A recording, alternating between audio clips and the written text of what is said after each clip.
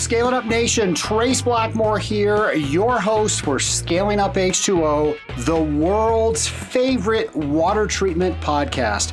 Folks, we have so many subscribers now in so many different countries. Thank you so much for listening. Thank you for telling other water treatment professionals about this podcast.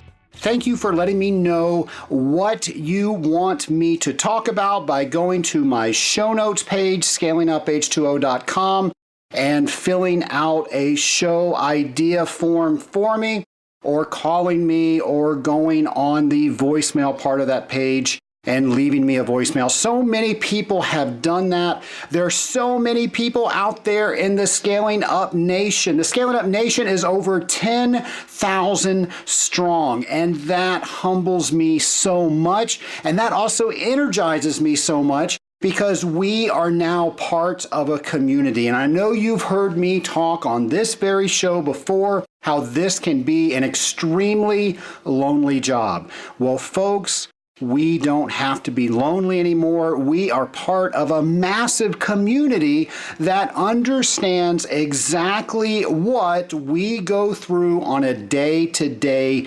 basis.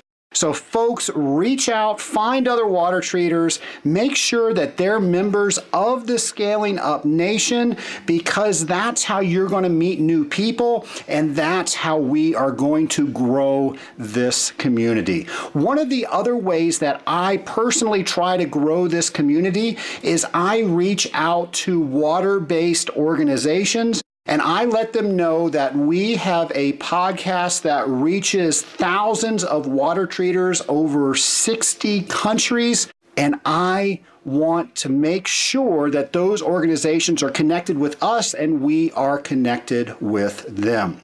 We have so many organizations. I mentioned a ton of expos and conferences that were going on back in my January episodes, but there are still so many going on, and we just had so many happen in this past September. We just had the Water Reuse Symposium in San Diego in early September. Also in September, there was the Water Pro Conference in Nashville. The Association of Water Technologies had their convention and expo in Palm Springs, California. And of course, I was there for that one, and you have heard some of my recordings from Industrial Water Week that we just celebrated last week. Well, folks, I have a lot more information from that convention to share with you, so stay tuned for that. The Water Environmental Federation Annual Technical Exposition and Conference was in Chicago this past September. And then the IDA World Congress and Water Reuse and Desalination is having their conference and expo in Dubai, October 20th and 24th. They actually invited me to come. Unfortunately, I have something else I will not be able to attend.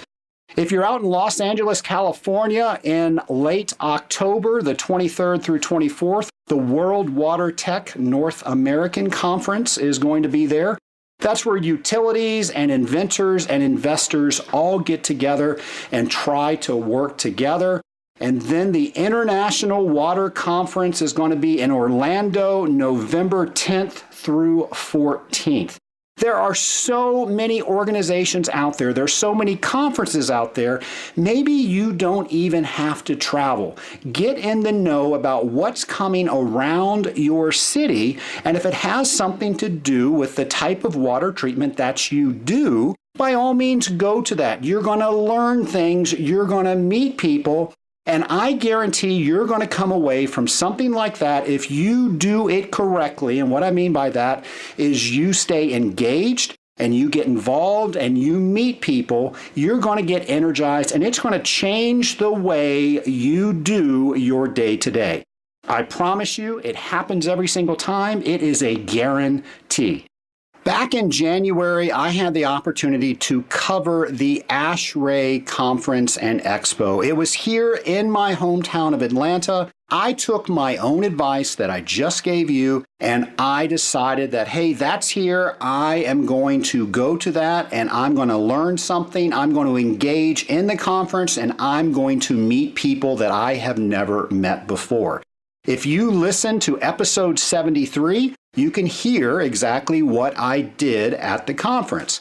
Well, as I was at the conference, I met many people that I did not know, but they knew me because they listened to the podcast.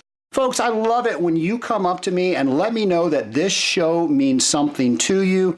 It allows me to get some joy from broadcasting from Atlanta, Georgia. I'm just talking to a microphone, but you're listening in your cars, wherever you're from. And when you let me know that you're doing that, it just makes me feel great. So thank you so much for that. Well, one of the people that I met during this ASHRAE conference was Brian Fisk. And Brian Fisk came up to me and said that he listened to Scaling Up H2O. In fact, he had some information that he wanted me to share on Scaling Up H2O. Some people that he thought would be great to interview. I, of course, love it when people do that, so I took diligent notes. And then Brian came to the recording studios here in the offices of Blackmore Enterprises a couple of weeks later, and we did an interview for Scaling Up. And folks, that's what we are going to listen to right now. So please enjoy my interview with Brian Fisk. My lab partner today is Brian Fisk, of course, grandson of the supervillain Wilson Fisk. Does anybody know what we're talking about when we say that? You know, I really hope so. I imagine that now that Netflix has come out with that new Daredevil series, it's become a little more mainstream. All right, so what the heck are we talking about on Scaling Up? We're talking about supervillains and comic books and all that stuff. Brian, I'm sorry, that's how you introduced yourself to me. You said just like the superhero, and I was racking my brain, and I was like, oh, I know who he's talking about. Okay, so now that I've completely lost the entire audience, welcome to Scaling Up H2O. You and I met at the ASHRAE convention, and I saw another water treater there, so you and I just gravitated towards each other. We knew that we did the same thing. I don't know how that happens. There's like this, there's this thing in the air where water treaters know each other. Well, it's just like calcium and carbonate. Eventually, they'll find each other. That was very poetic. Oh, thank you. All right. So the Scaling Up Nation wants to know who Brian Fisk is. So if you don't mind, tell the Scaling Up Nation a little bit about yourself. So born and raised in West Michigan, right on the lake. It was a wonderful and awful place to grow up at the same time in that I was spoiled. You know, in the summers, I would only have to, go to the beach, play a little bit of volleyball. It was awful. Yeah, it sounds horrible. Ended up going up to Michigan Technological University up in the UP of Michigan. For those who aren't familiar, it's a very unique place. You get about 200, 300 inches of snow every year, which that doesn't sound nearly as scary as 15 to 20 feet. So... Wow. So we get a quarter of an inch here in Atlanta and the whole city shuts down. I can't imagine feet. Yeah, there's actually equipment that they have to clear out the downtown area and the streets. Imagine a big auger, a big, like a snow thrower that you'd have, except that it's about 12 feet tall with 8 rows of teeth. I just imagine sometimes looking at as that would be going down the street, like I hope nobody parked. Yeah, because the car would be gone. Parked car would be disappeared, yeah.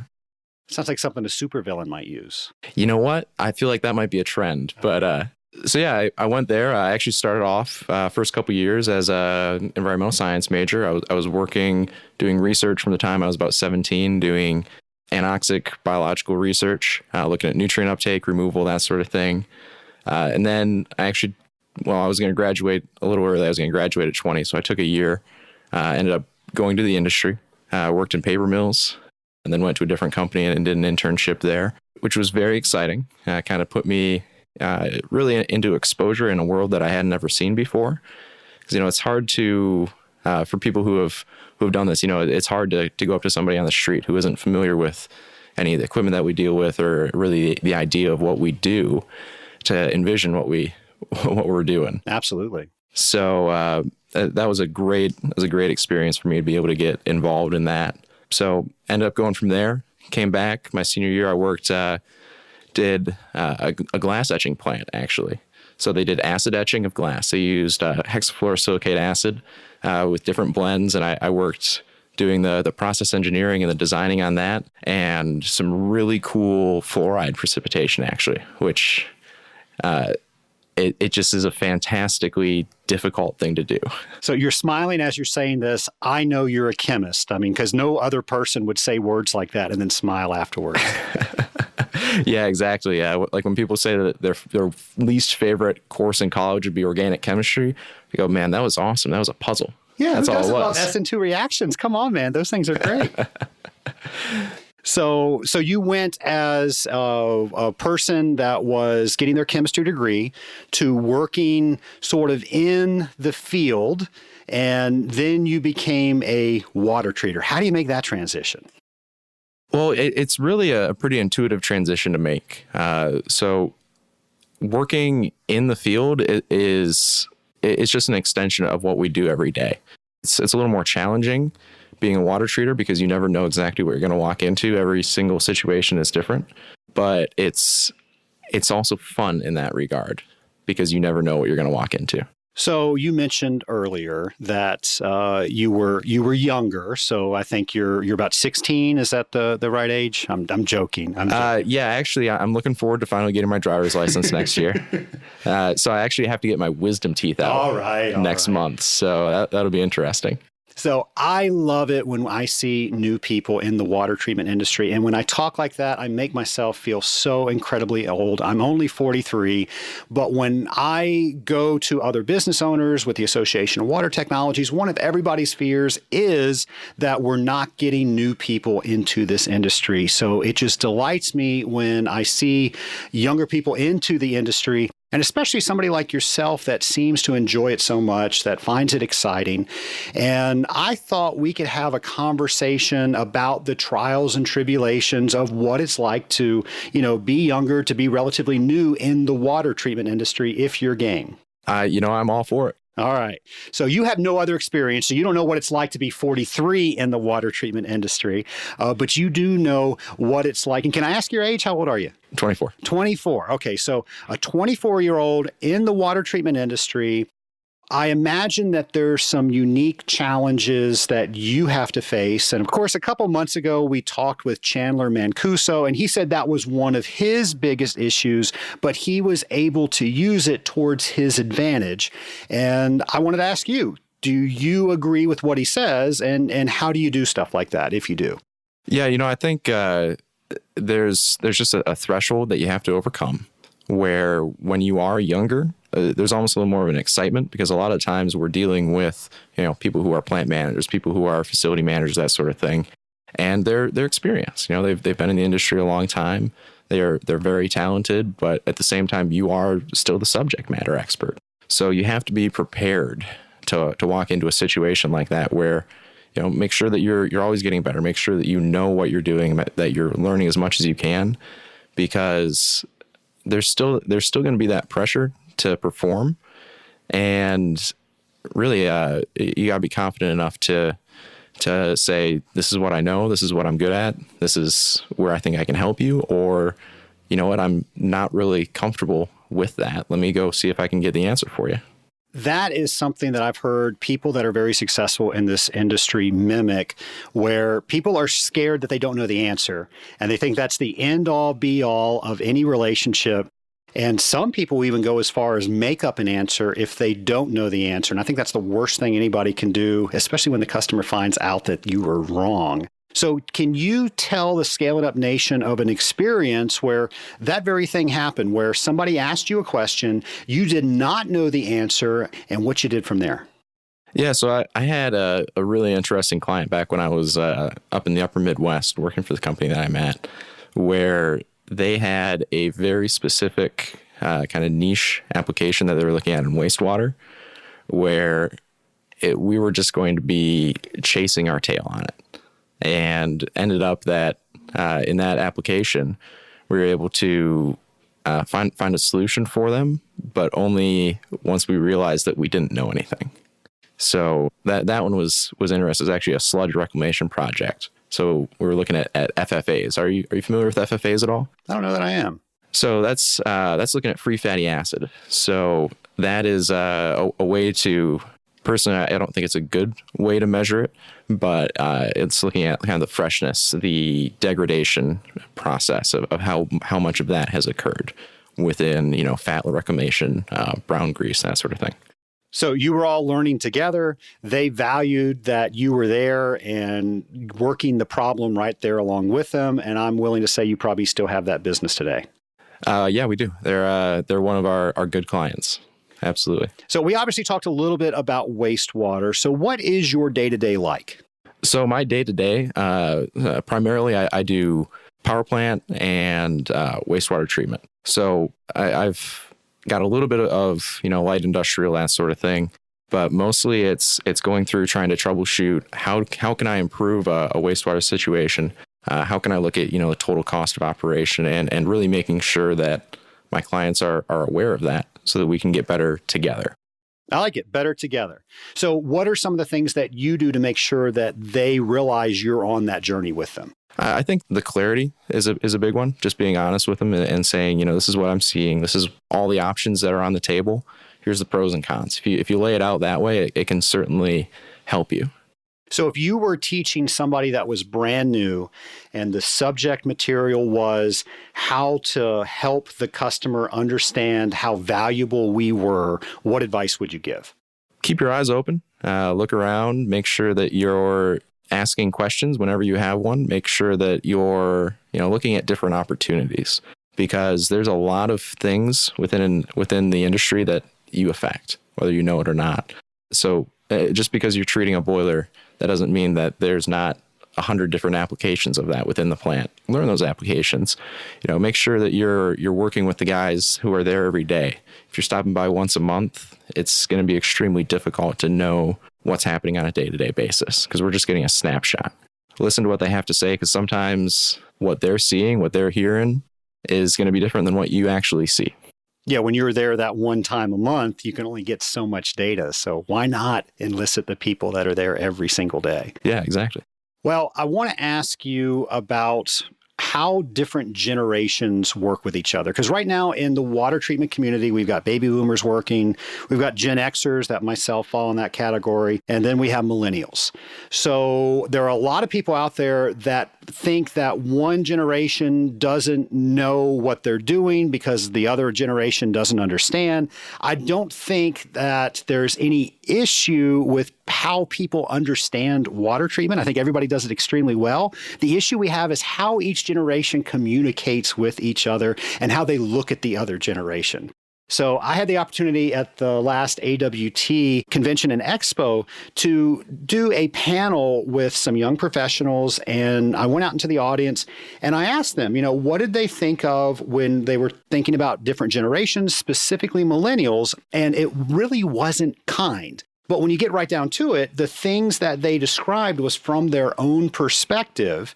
And millennials have a different way of doing things than maybe the Gen Xers do, and definitely the way the baby boomers do. So all that is just to set up you being a millennial, me being a Gen Xer, and I'm sure we have a lot of baby boomers listening out there. How do we all get along? Well, I think the number one thing is just figuring out how people want to interact. So one of my favorite things to do here in Atlanta, you get a lot of time sitting in traffic. I love looking out at the people who are next to us. We had a big thing here where we're not allowed to use our phones unless they're mounted and we can't hold them at all, which is it's a great law. But my favorite thing to do is watching the people who are breaking that law every single day. I think that's almost everybody in the Atlanta area from where I sit. And you could tell you got the guys who are sitting here in traffic, and I don't mean to stereotype on it, but it's usually like the 50-year-old guy who's over here with the phone that he needs. He should have almost binoculars. He's holding the phone up to his face so close. But, you got to look at everybody communicates a different way. Whether it's going to be, are you going to text them? Are you going to call them? Are you going to email them? You got to listen. You got to ask them, what are they doing that makes them most comfortable? And what way is the most comfortable for them to communicate? And really start from there. Well, just looking at the table here, I'm taking notes on a legal pad, and you have your phone out that you're looking and referencing and taking notes on. So right there, we can see exactly what you're talking about. Well, I'll lose a paper. I won't lose my phone. Fair enough. You would be very sorry if you did, where a piece of paper is a lot cheaper. Okay, so we definitely use different technologies to do things like take notes or reference materials. What are some of the other differences that we can help understand each other with? I think if you just kind of sit back and try to make sure that you're doing your job, always progressing, always getting better, always learning. That's the number one thing. People don't like to feel out of the loop. So if you can make sure that it goes back to the communication on it. You can have all the answers in the world, but if you can't convey them well, then they're just going to fall on deaf ears. I think back of some of my mentors, and when they had to learn something or reference something, they couldn't do it in the field. They had to wait until they got back to their offices where they had to reference a book. We don't have that these days. We have access to any information we want whenever we need it. And I think that is a huge benefit for us because we have a question out in the field. We can get an answer out in the field. But if we look at different generations and how they use technology, an older generation might look at that as, well, you're not earning it or you're not working as hard as I did. So I've heard that quite a bit. How do you feel when you hear a comment like that? Well, I'd always try to make sure I'm not in an indefensible position where that kind of thing would happen. The biggest thing is it's almost disrespectful in a way because, we're all on the same page. We're all trying to get better together. So you're always looking at ways that we can utilize technology. We can take the information. We have all of the answers that we ever need on Google if we really want to look. So, just do your best and be confident with it. But at the same time, listen to what people have to say. If they feel uncomfortable in that regard, speak up for yourself, make sure that they're aware, but make sure that you're trying to do the right thing for them. All right. Well, you heard it here, Scaling Up Nation. All the generations can get along. We can all learn together. We can all work together. But the thing we all have to do is we have to communicate with each other. And even the baby boomers out there, you can learn something from the younger generation. And maybe you don't have to wait to go back to your office to read something in a book that has 3 inches of dust on top of it. Maybe you can find another resource that you can use and sort of collaborate with all the generations. So we're all getting along here. We're all working better. Yeah, just please stop trying to look at that information on Google while you're driving. Yes, nobody wants that. And especially if you're doing that, make sure you're not in Atlanta where we are. So you are a water treater. You're a very good water treater from what I understand. So I'm hoping you can help the Scaling Up Nation with some of the things that you do. So take us through what's your day-to-day. How do you get new sales? How do you talk to clients? How do you convince some of your clients that they need to be with you? Well, I think building off of the topic that we just discussed on that, there's kind of that initial barrier that you have to break through.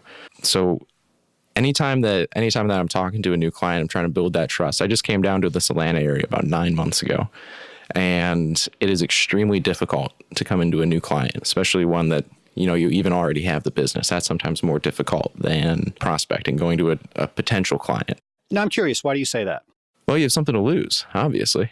There's certainly a pressure to perform and do well, because if you don't, and it's a prospect or a potential client, you might have lost a little bit of time if you don't have the business. But if you have a new client or somebody that you're taking over, account management for, if you end up losing them, or if it doesn't click or something like that happens, then you're putting yourself, backwards 2 steps rather than just staying in the same.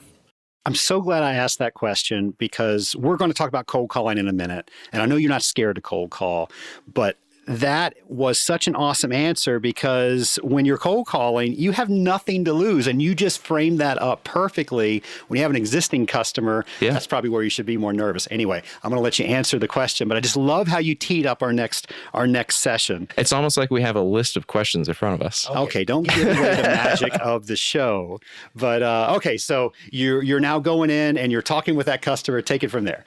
It really comes down to process driven for me. Once you're in there looking around, this isn't even new customers. This is everybody that you have. This is existing. This is accounts that you're going into every week, every day, whatever it is, and making sure that you're looking for how does everything fit together. What's the synergy? What are the potential opportunities for improvement for them? Because if you're looking at doing the total cost of operation, if you're looking at like I do a lot of wastewater.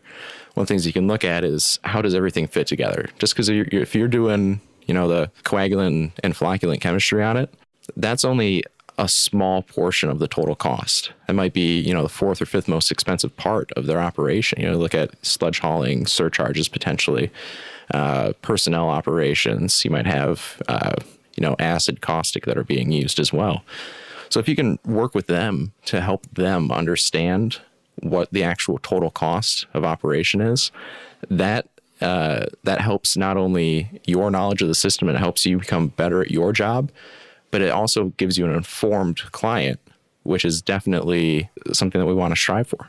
And when somebody realizes you're working with them like that, and especially when you've given them tools to justify to their bosses why they either made the switch with you or why they continue to stay with you, you're a lot more secure in that account when somebody else comes in and say, hey, I'm a penny a pound cheaper on whatever this stuff is that you're buying. Yeah, absolutely. Because it's the awareness of exactly what's happening, where both your time and resources and their time and resources are being spent.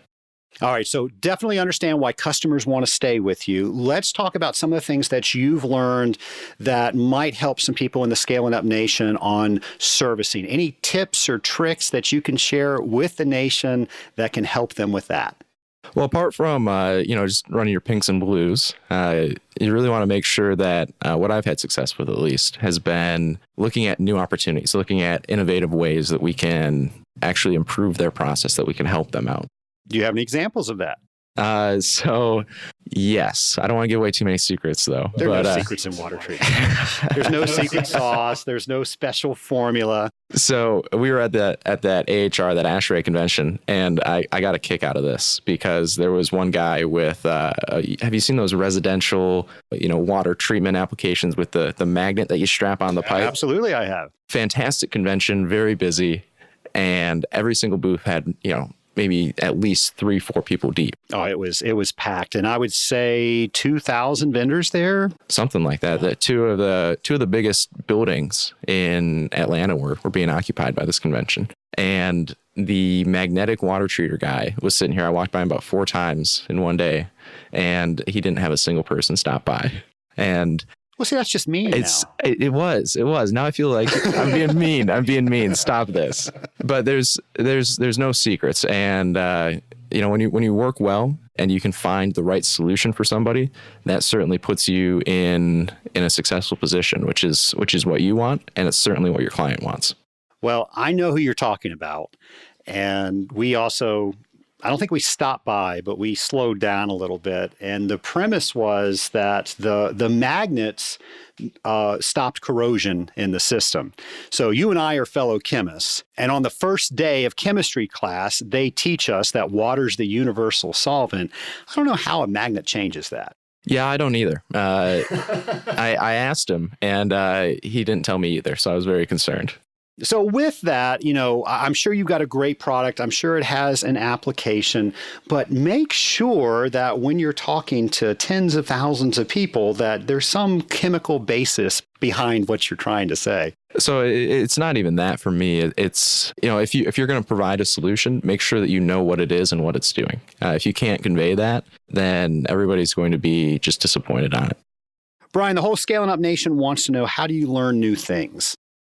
So, being a a more of a scientific basis. I really enjoy, various different scientific journals, looking at, even white papers. You can get some ideas off of that. Really some productive things come out of those types of things. Like, we have a very small and tight industry, but at the same time, because of the number of things that we affect, you might not be able to find exactly the answer that you're looking for from our industry and our documentation. So I encourage you to look around. Like National Institute of Health has a lot of really good stuff. You can look at different journals, different academic papers, that sort of thing as well. Because even though it might be on the periphery, it might give you exactly the information that you're looking for. Well, I noticed the initial CWT are not behind your name yet. And I'm curious, how do you view the CWT? Is the CWT something that you aspire to get? Tell me about the CWT. And the CWT, of course, for the Scaling Up Nation, if you don't know, it's the Certified Water Technologist. Yeah, it's a fantastic program. I do know quite a few people who have gone through and gotten that certification. But for me at this time, it just hasn't worked out timing wise to make sure that I'm prepared for the class, that I'm ready to take the test. But, it is something that I would at some point like to get. All right. So do you have a timeline on how soon you want to get that? Are there any plans that you have? Are there any other designations that you're going after as well? I'm just trying to work on improving my own internal knowledge at this time, working on the things that I have to work on as I'm going right now, because I'm staying plenty busy. That's without a doubt. So I'm hoping here in the next, few years to begin looking at that. I'm not in any particular rush on it, but it is something that, is on the horizon. All right. And don't get me wrong, I'm not picking on you that you don't have those initials. I'm just curious, we're talking about your perspective, and CWT is something that's very near and dear to my heart. And I'm just curious what you're thinking about it. So that's why I ask. Yeah, well, I can tell you're at least, a little bit involved as I'm looking at your roughly 485 plaques that you have hanging on the wall from AWT.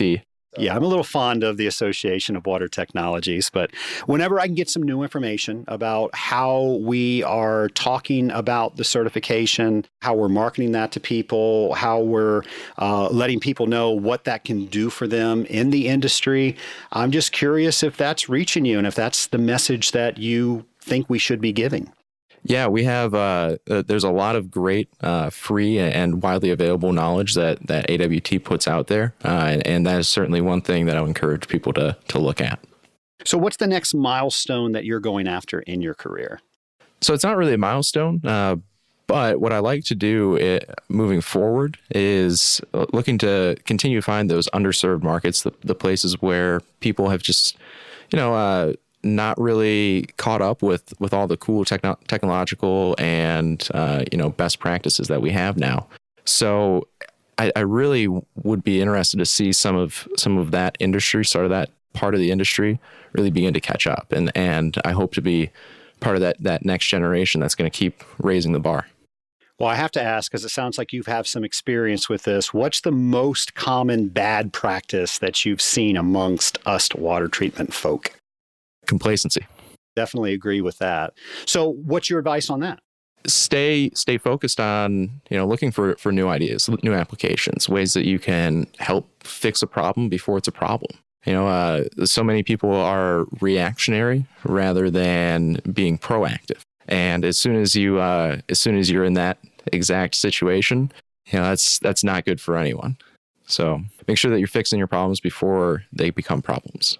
Absolutely. And it sounds like you communicate very well with your customers. So it doesn't sound like your customers are getting surprises when something happens. They probably have several months of reports leading up to that actual problem, I would guess. Well, that's the goal. So if somebody new was sitting down beside us and they were wondering if they should get into the water treatment industry, what would you tell them? So something that we've done a little bit with my company is, I'm very close to my alma mater, and we've come up there probably good 3-4 times to go do presentations for chemists, chemical engineers, that sort of thing. And just to really let these people know that, we're out there. There's other options. You don't have to be sitting in a control booth all day. You don't have to be sitting in a lab unless it's what you really want to do. There's more options out there for your career, for yourself, for not only our industry, but all the industries that we affect. Is that how you learned about this industry? Did somebody come and talk to one of your classes? No, I actually I got an email from one of my friends who was actually in the industry and said, "Hey, what are you doing in 2 weeks? Do you want to leave school for a year and come work for us, or what?" That's an interesting email. Yeah, sometimes it takes a little bit of luck, but you can always put yourself in situations where you can find good luck. What's the one thing that you want the Scaling Up Nation to get from this interview? So I think the biggest thing is there's so many opportunities to learn and improve out there. If you can find something that you like, because I know you have a myriad of interests. Everybody has their own thing that they really like and they really enjoy. And if you can find something like that within the industry, wear it out. Figure out, get everything that you can about it, know everything that you can about it, and be the best that you can be. Brian, you and I were speaking earlier that one of your interests is baseball. So tell us a little about baseball. Why not? So, this kind of goes back a little bit about kind of who I am and why I love, doing what I do. Is baseball it's a single point event. Everything that you do, you have one ball that's flying around the diamond. Exactly what can happen and where, and you don't necessarily know how. So I love baseball. It gets the nerd in me going a little bit because it's all analytics, right? So that's been a big trend in the recent years with the industry. And one thing I do is I love crunching those numbers and finding out, what is the underlooked thing that makes somebody successful? What are some of the key traits that somebody can do, on and off the field to make themselves better, if that makes sense. So you might have somebody who, from the surface of it, they look like they're not great. They might have low batting average. They might not be the fastest guy in the world, but there could be some underlying skill sets that actually make them extremely valuable to the team, that if they're not correctly applied, if they're not put in the right position to succeed, it can be very difficult to find them productive. But if you get them into the situation where it works, they can be of immense importance to their team's success. It almost sounds like you're talking about water treaters. Almost, yeah. It's so I love that analytical part of it. I got spreadsheets for everything. I got spreadsheets for days, man. I'm telling you. You showed me one at lunch. And it's really there's so many things that you can find if you just know where to look. Yeah, like that one at lunch we had. So one of my clients, we switched them over onto the chemical that we're using for tracing their cooling water treatment, and it eliminated operator error and some just natural bias that occurred in it based on color of the water. And I mean, you saw it; it was a reduction of 95% of the error on it, and it was very impressive. So if I wasn't really sure where to look on that, I wouldn't have ever found that information. Now it's a fantastic talking point for us. I love being able to go to my clients and say, hey, we got so much better by, just trying something different. Yeah, you mentioned that one of your pet peeves, to put words in your mouth, was complacency. And one of mine is anecdotal evidence. I see more and more water treaters where they'll say, hey, I like it, so it must be working well, or it looks like it's working well. You and I communicate very well with each other because I like data. And you, of course, like to take that data and then put that into a format where you can prove or disprove what you're thinking of that account, and then also use that to keep yourself very solid with that customer. I can't tell you how much I appreciate that. Yeah, and that's and thank you for that. But it's so critical for me in the way that, my process, the way that I work, to really have evidence of doing something. Anecdotal is nothing more than lip service. I cannot not disagree with that. Is that, how many double negatives is that? All right, so now we're on the part of our interview where I call the lightning round. As you know, the lightning round, the questions are a little bit harder. The point values are double. It's anybody's game up till this point. So are you feeling lucky? Well, I am, and thankfully, I feel pretty good about the competition here right now. Fair enough. It's you against you. And please, Scaling Up Nation, no wagering. So we are in the DeLorean, and we are going back in time. And by the way, we were just in my truck coming back from lunch, and you can tell the Scaling Up Nation that I have a flux capacitor installed in my truck. That is absolutely true. I was shocked. So I tell you what, we're not even going to get into the DeLorean. We're going to get in my Silverado. We're going to put the time circuits on. We're going to set the flux capacitor. We're going back to your very first day as a water treater. What advice do you give yourself?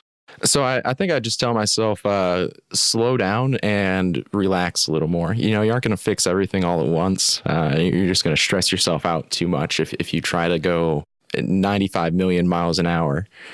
So relax a little bit, sit back and learn. There's so many people who are experienced that have so much to tell and are frankly, usually very excited to share that knowledge. Just relax, listen. I will tell you, in speaking with people that are newer to this industry, one of the common fears that they have is, oh my gosh, I'm going to go up and I'm going to talk to this person. I'm going to ask them to mentor me, or however that conversation goes. And just the thought of that is so scary, they never have that conversation. What advice do you give to the Scaling Up Nation to get that conversation started? Just go ahead and do it. Just do it. Just do it. The Scaling Up Nation wants to know, what are the last few books that you've read? So now, Trace, you know me well enough that I'm not a reader, but I absolutely I love a couple things. We talked a little bit about one, which was the automatic customer. Really interesting look on how by moving over to a contract base rather than like a pay by the pound, it's easier for everybody. It streamlines it. It helps us do our jobs because we know where we stand at all times. Another one that I really like was actually Mastering the Complex Sale. Have you read that one yet? I don't think I have. So that one's an interesting look about, what we do is a long sales cycle. Everything that we do is, even once we have a client, there's still a prospect in that regard, because at any time, anybody can make a change. Anybody can do something a little differently. So working to, look at how that process is, working to diagnose problems, understanding the why before you even start looking at the how. Let me ask, do you have a favorite water treatment resource? So I think it's called Drip by Drip. I think it was a James McDonald book. Drop by Drop. Yeah. Which is on my bookshelf right over there. Yes. It's a really good, just kind of short little, almost nuggets, but extremely in depth at the same time. Yeah, I find that as a tremendous resource as well. And that's actually on my top resources page on my website. So great choice there. And James, thanks so much for writing that. So as young as you are, as much as you've done, you're going to continue to do a lot of great things. Eventually, they're going to make a movie about you. Who plays Brian Fisk? So I wasn't sure on this. I know you ask this every single time, and I put this out to my college friend group text, and one of my best friends immediately, like we're talking within, I don't even know how his fingers worked that quick, I said Elijah Wood. All right. Well, there you go. So I'm not sure if it's going to be the Lord of the Rings Elijah Wood, or if it's going to be the Wilfred Elijah Wood. So I'm a little scared on that, but you know what? I trust him. I'm going to go with it. All right. Well, there you go. We'll see if he has the big hairy feet or not, and that will prove which Elijah Wood that is. Last question. So now you have the ability to talk to anybody throughout history. Who would it be with and why? So, being a big chemistry guy, actually, our family name is actually Gibbs, relating back to, I don't know if you're familiar with, I'm sure you are, but Gibbs Free Energy. So I would love to go back in time and meet Josiah Gibbs, big founders of thermodynamics, looking at chemical kinetics. I just think that he's one of the most underappreciated and most important and influential people in all of chemical history. What would you ask him? I would really love to learn his process. Like what all of the insane, we're talking about the mid 1800s, and he's doing, chemical experiments and looking at thermodynamics in a way that even today would be extremely difficult to do. So I can't imagine doing that without, strong electricity and instrumentation. So it really kind of just picking his brain and seeing how he came to some of the answers.